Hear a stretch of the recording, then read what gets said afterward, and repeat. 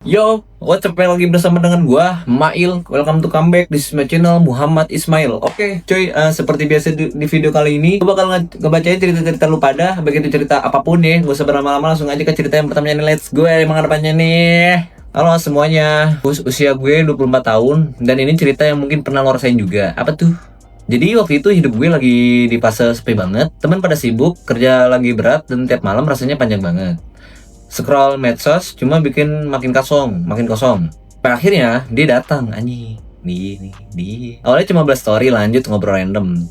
Terus jadi kebablasan deh. Dia selalu ada tiap gue cerita soal capeknya kerja, soal overthinking tiap malam, bahkan hal receh yang gak penting. Pelan-pelan gue ngerasa ditemenin, rasanya kayak nemu tempat pulang yang gak pernah gue punya sebelumnya.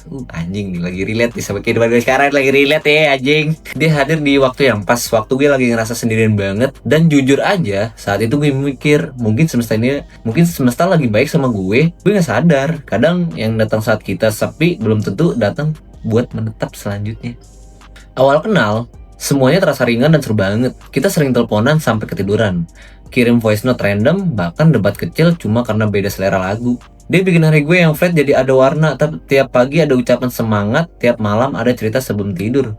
Gue mulai terbiasa, bahkan tanpa sadar gue mulai berharap lebih. Gue pikir dia juga ngerasa hal yang sama, soalnya dia sering bilang nyaman, sering bilang gue beda yang lain. Kalimat sederhana itu bikin gue percaya diri lagi, bikin gue ngerasa dihargai. Gue yang awalnya cuma butuh temen cerita, tiba-tiba mulai ngerasa takut kehilangan. Dan disitu gue mulai salah langkah. Gue naruh ekspektasi di orang yang belum tentu niatnya sama, anjing. Tapi namanya juga hati ya.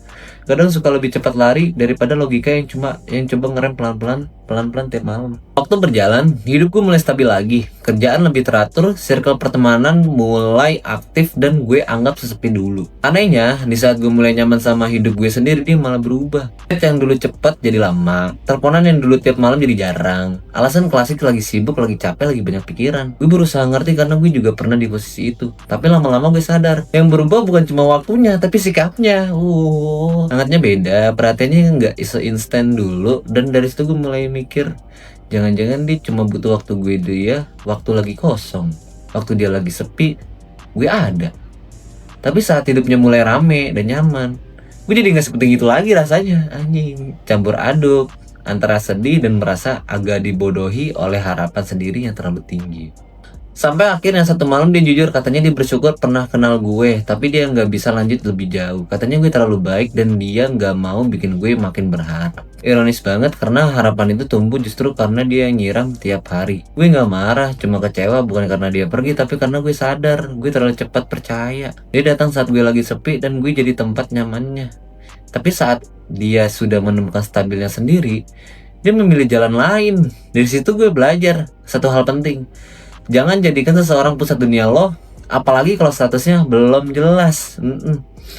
Nyaman itu belum tentu cinta, perhatian itu belum tentu komitmen. Kadang orang cuma butuh tempat singgah, bukan tempat tinggal untuk selamanya di hati kita. Anjing. Sekarang gue gak nyalain sepenuhnya buat dia. Mungkin memang kita cuma dipertemukan buat saling isi di waktu yang kosong, bukan buat masa depan yang panjang. Gue belajar buat lebih pelan dalam percaya, lebih bijak dalam berharap, karena nggak semua yang datang dengan hangat itu akan tinggal selamanya. Buat lo yang lagi ada di posisi yang sama, jangan ngerasa sendirian. Lo nggak bodoh karena berharap. Lo cuma tulus, dan ketulusan itu nggak pernah salah. Cuma kadang salah alamat aja. Kalau ceritanya relate sama hidup lo, mungkin kita pernah ada di fase yang sama. Terima kasih banget udah dengerin sampai akhir. Semoga cerita ini bisa nemenin malam lo yang lagi sepi. Sampai ketemu cerita berikutnya. Siap, gue tunggu cerita lo selanjutnya ya. Semoga mungkin lu suatu saat nanti lu bakal bisa bareng terus sama dia gitu loh. Halo semuanya, kenalin gue Arsen. Halo Arsen, salam kenal sebelumnya ya. Umur 27 tahun, gue kerja sebagai desainer freelance yang kelihatannya santai padahal sering overthinking sendirian di kamar kos. Cerita ini kejadian waktu gue lagi di titik paling capek sama hidup, project sepi, tabungan menipis, dan tiap malam cuma ditemenin suara kipas angin sama pikiran sendiri. Anjing. Di fase itu gue ketemu sama seorang cewek bernama Kalia. Kita kenal dari komunitas online, awalnya cuma bahas hobi, terus Terus lanjut curhat soal hidup yang gak selalu sesuai sama rencana. Dia bilang lagi ngerasa sendirian juga, jadi obrolan kita nyambung banget. Dari yang awalnya cuma diskusi ringan jadi rutinitas harian. Bangun tidur cek chat dia, mau tidur nungguin kabar dia. Jujur aja di saat hidup gue lagi kosong-kosongnya, kehadiran dia terasa kayak playlist favorit yang diputar pas suasana lagi sendu banget. Kalian itu tipe yang perhatian banget di awal. Dia selalu nanya gue sudah makan belum, project aman apa enggak, anjing. Bahkan ngingetin gue buat istirahat. Hal-hal kecil yang dulu jarang gue dapat dari siapapun. Kita sering video call sambil kerja masing-masing. Walau cuma diem tapi rasanya ditemenin. Dia juga sering cerita tentang keluarganya, tentang mantannya yang bikin dia trauma, dan tentang mimpinya pindah kota buat mulai hidup baru. Udah kesepilan tuh.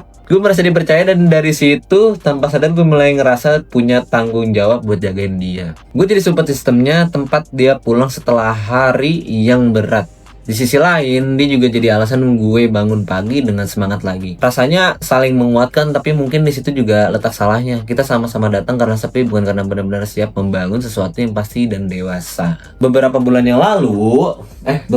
berlalu, keadaan mulai berubah. Proyek gue kembali rame, keuangan gue mulai stabil, dan gue lebih sibuk dari biasanya.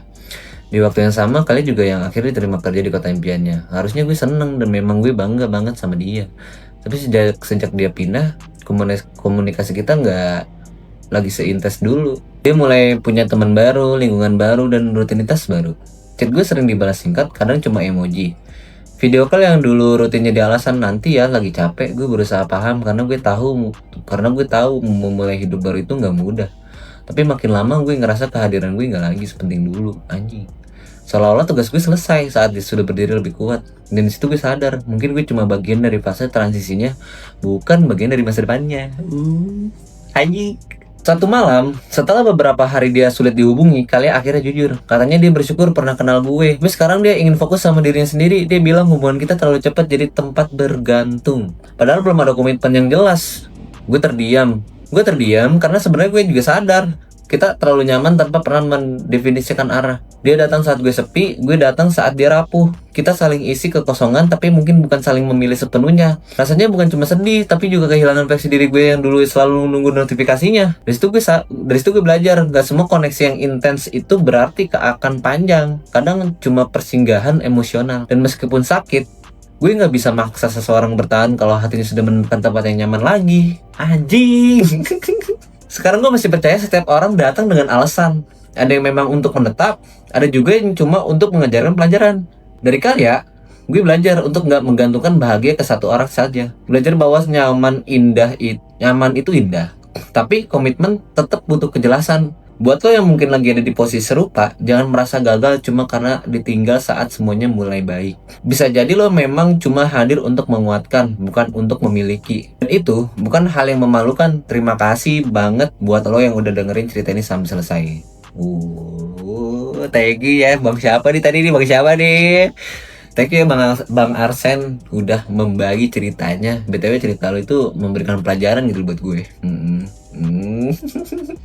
Halo semuanya, umur gue 29 tahun. Gue kerja di bidang perhotelan yang jam kerjanya kadang gak kenal waktu. Cerita ini kejadian waktu gue lagi ngerasa kosong banget. Meskipun tiap hari ketemu banyak orang, capeknya bukan fisik doang, tapi batin. Di fase itu gue kenal sama seorang cewek bernama Mireya. Kita ketemu karena dia tamu yang sering nginep di tempat gue kerja. Awalnya cuma basa-basi profesional, lama-lama jadi obrolan personal anjing. Dia sering cerita soal tekanan kerjanya di kota lain dan rasa kesepian karena jauh dari keluarga. Gue yang lagi ngerasa sepi merasa nyambung banget.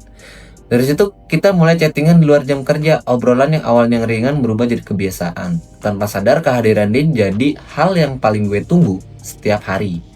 Setelah shift panjang yang melelahkan banget. Mireya itu tipe yang hangat dan dewasa. Cara bicaranya tenang, tapi bikin nyaman. Dia sering bilang kalau ngobrol sama gue bikin dia ngerasa lebih tenang. Gue juga ngerasa hal yang sama. Kita sama-sama ada di fase hidup yang lagi berat. Jadi rasanya kayak nemu partner cari yang pas. Bahkan beberapa kali dia sengaja extend masa inapnya cuma buat bisa ketemu lebih lama. Disitu gue mulai baper, jujur aja. Gue pikir ini bukan cuma soal sepi, tapi memang ada rasa. Kita mulai jalan bareng, makan malam ya kan, dan ketawa bareng kayak dua orang yang lagi jatuh cinta anjing. Tapi sebenarnya kita nggak pernah benar-benar ngomongin arah hubungan ini. Semua mengalir aja dan mungkin itu kesalahan terbesarnya. Kita terlalu menikmati momen tanpa nanya ini mau dibawa kemana sebenarnya. Beberapa bulan kemudian, Mireya dapat promosi besar yang mengharuskan dia pindah ke luar negeri. Gue seneng banget dengarnya karena itu memang impiannya dari dulu. Tapi sejak kabar itu datang, sikapnya mulai berubah pelan-pelan. Dia jadi lebih fokus urus kepindahannya, lebih sering meeting dan makin jarang punya waktu buat ngobrol lama. Gue masih berusaha positif karena gue tahu ini momen penting buat dia. Tapi makin hari gue ngerasa jarak itu bukan cuma soal lokasi, perhatiannya berkurang, chat gue dibalas singkat, dan rencana kecil yang dulu sering kita bahas mulai hilang. Di situ gue mulai sadar, mungkin peran gue cuma ada di fase dia lagi butuh tempat sandaran. Sekarang dia sudah kuat, sudah siap terbang, dan gue bukan lagi bagian prioritas dalam hidup barunya.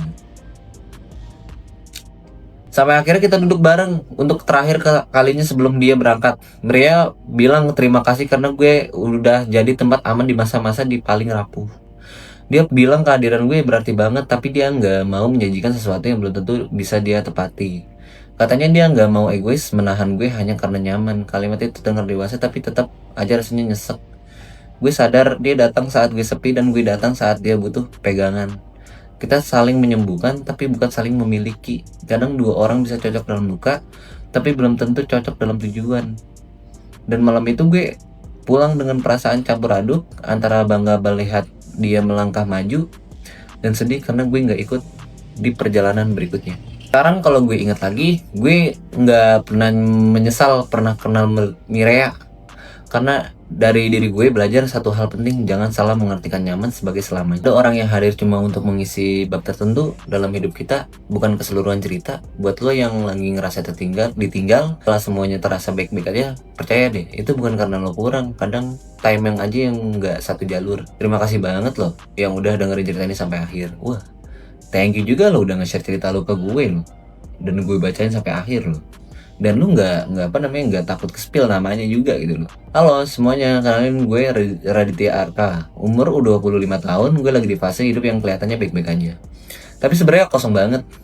Temen banyak, kerja stabil, tapi tiap pulang ke apartemen rasanya sunyi, anjir. Di masa itu gue kenal sama seseorang cewek bernama Samuda. Oh, bagus juga nih. Biasa dipanggil Samuda. Kita ketemu di gym karena sering ambil jadwal kelas yang sama. Awalnya cuma senyum-senyum sopan, lama-lama jadi ngobrol karena sama-sama suka datang paling pagi. Dari obrolan soal olahraga, pindah ke cerita soal hidup. Ternyata dia juga ngerasa sendirian setelah putus hubungan panjang. Kita jadi sering sarapan bareng habis workout.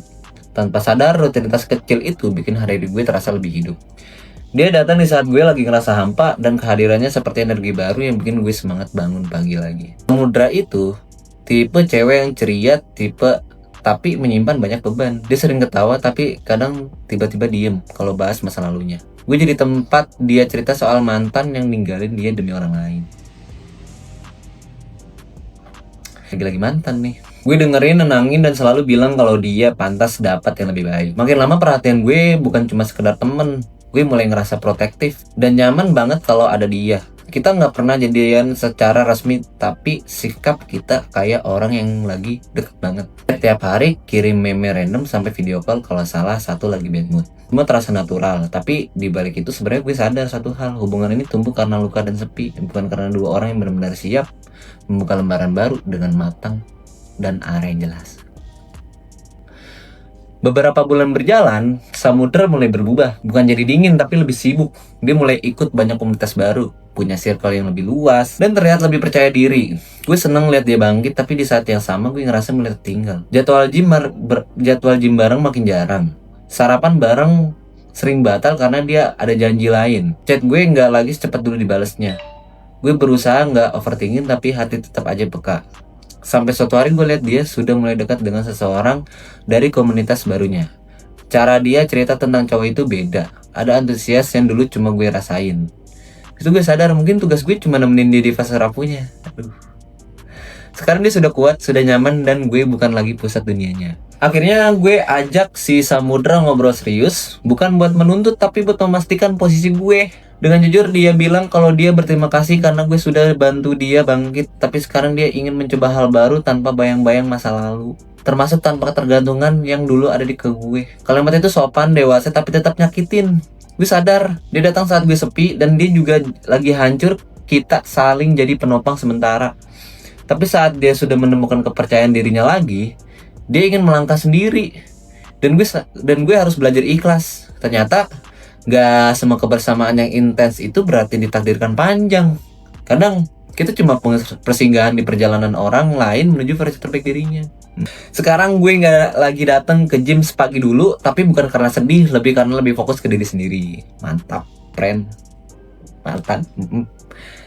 Dari samudra gue belajar, jangan jadikan kenyamanan sebagai jaminan masa depan. Nyaman itu bisa hadir karena kebutuhan, bukan karena komitmen. Buat lo yang mungkin pernah ada di posisi jadi fase penyembuhan seseorang, percaya deh, itu bukan hal memalukan. Lo tetap berharga walau cuma hadir di satu bab cerita mereka. Terima kasih banget buat lo yang sudah dengerin sampai akhir.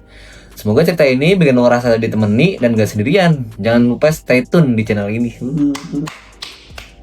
Udah ya, cuy, terima kasih untuk video kali ini. Karena ini udah mau terawih ya, gue usah udahlah, segitu aja video lain. See you next time ya, peace, enjoy.